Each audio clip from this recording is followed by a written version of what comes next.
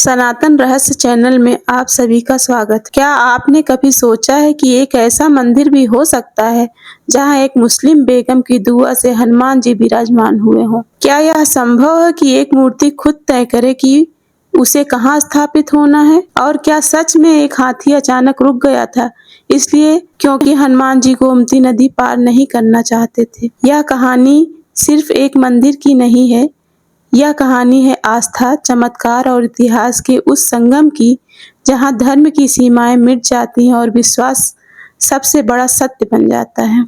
आज हम आपको लेके चलेंगे लखनऊ के अलीगंज, जहां छुपा है एक ऐसा रहस्य जिसे जानकर आप भी सोचने पर मजबूर हो जाएंगे। आखिर क्या है इस मंदिर की सच्चाई? क्या ये महज एक किंवदंती है या सच में हुआ था ये चमत्कार? आइए जानते हैं इस अद्भुत और रहस्यमयी कथा को। कवि लक्ष्मणपुर के नाम से प्रसिद्ध इस पावन नगरी के मध्य बहती है गोमती नदी। इसी नदी के पार जहां आज अलीगंज स्थित है, वहां 19वीं सदी के प्रारंभ में एक विशेष बस्ती बसाई गई थी। नवाब शुजाउद्दौला की बेगम और दिल्ली के मुगल वंश की पुत्री आलिया बेगम ने इसे स्थापित कराया था। यहीं स्थित है एक ऐसा हनुमान मंदिर जो केवल हिंदुओं की ही नहीं बल्कि मुस्लिम और कुछ ईसाई श्रद्धालुओं की भी आस्था का केंद्र बना हुआ है। ज्येष्ठ माह के प्रत्येक मंगलवार को यहाँ भक्तगण अपनी मनोकामनाएं लेकर आते हैं, चढ़ावा अर्पित करते हैं और प्रसाद ग्रहण करते हैं। मान्यता है कि जब श्री राम ने अयोध्या लौटने के पश्चात माता सीता का त्याग करने का निर्णय लिया, तब लक्ष्मण जी, सीता माता और हनुमान जी उन्हें लेकर बिठूर स्थित वाल्मीकि आश्रम की ओर प्रस्थान कर गए। मार्ग में जब वे वर्तमान अलीगंज के समीप पहुंचे, तब रात्रि का अंधकार छा गया और वे एक उपवन में विश्राम के लिए रुक गए। लक्ष्मण जी आगे स्थित अयोध्या राज की चौकी, जिसे बाद में लक्ष्मण टीला कहा गया, वहां जाना चाहते थे, किंतु माता सीता ने किसी भी राजमहल में जाने से मना कर दिया। परिणाम स्वरूप लक्ष्मण जी वहां से आगे बढ़ गए और सीता माता उसी बाग में ठहर गई, जहां हनुमान जी ने पूरी रात उनकी रक्षा की। बाद में उसी स्थान पर एक मंदिर का निर्माण हुआ, जिसे हनुमान बाड़ी के नाम से जाना जाने लगा। समय के साथ 14वीं सदी में बख्तियार खिलजी ने इस क्षेत्र का नाम बदलकर इस्लाम बाड़ी रख दिया, जो लंबे समय तक प्रचलित रहा।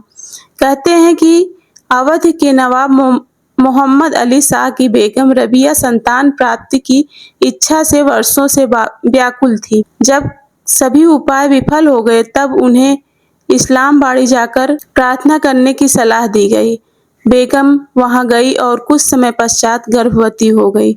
एक रात उन्हें स्वप्न आया, जिसमें उनके गर्भस्थ शिशु ने कहा, इस्लाम बाड़ी में जहां हनुमान जी की मूर्ति दबी है, उसे निकालकर मंदिर स्थापना करो। आदेशानुसार मूर्ति को निकाला गया, उसे रत्नों से सजाया गया और हाथी पर रखकर ले जाया जाने लगा। किंतु जैसे ही जुलूस गोमती नदी पार करने लगा, हाथी अचानक रुक गया। अनेक प्रयासों के बाद भी वह आगे नहीं बढ़ा।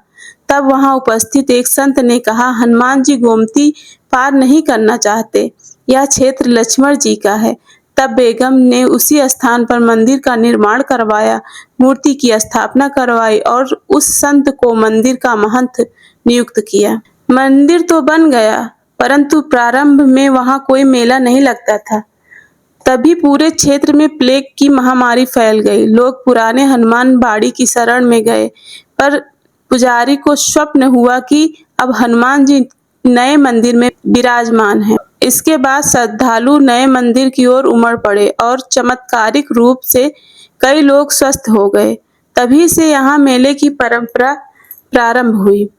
एक अन्य मान्यता के अनुसार नवाब वाजिद अली शाह की दादी आलिया बेगम गंभीर बीमारी से ग्रस्त थी। उन्होंने यहाँ आकर प्रार्थना की और स्वस्थ हो गई। आभार स्वरूप उन्होंने भव्य उत्सव आयोजित कराया, खैरात बांटी और तभी से मेला लगने की परंपरा और मजबूत हो गई। उनके सम्मान में इस क्षेत्र का नाम अलीगंज पड़ा। एक और रोचक कथा भी प्रचलित है।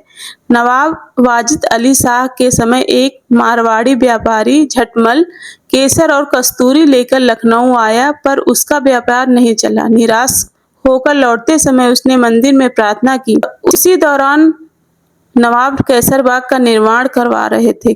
किसी ने सुझाव दिया कि भवन को केसर कस्तूरी से सुगंधित किया जाए। झटमल का सारा सामान अच्छे मूल्य में बिक गया। प्रसन्न होकर उसने मंदिर का जीर्णोद्धार कराया। आज जो छत्र मूर्ति पर है वह उसी का बनवाया हुआ है। मंदिर का गुंबद भी उसी के दान में निर्मित हुआ है। एक मत यह भी कहता है कि शहर में फैली महामारी के दौरान लोग मंदिर में शरण लेकर सुरक्षित रहे। उस समय ज्येष्ठ माह चल रहा था और तभी से ज्येष्ठ मंगल भंडारे की परंपरा शुरू हुई, जो अवध के बाहर कहीं और देखने को नहीं मिलती। समय के साथ भंडारे का स्वरूप बदल गया। अब पारंपरिक पूड़ी सब्जी के साथ मटर पनीर, चाउमीन, छोले भटूरे, आइसक्रीम और पानी के बतासे भी शामिल हो गए हैं, जो नई पीढ़ी की पसंद को दर्शाते हैं। आपको यह कहानी कैसी लगी कमेंट करके जरूर बताइए। अगर वीडियो पसंद आया हो तो लाइक करें, अपने दोस्तों और परिवार के साथ साझा करें और हमारे चैनल को सब्सक्राइब करना ना भूलें ताकि अगली रोचक कथा आपसे छूट न जाए। हम फिर मिलेंगे एक नई कहानी के साथ। तब तक के लिए नमस्कार, जय हिंद।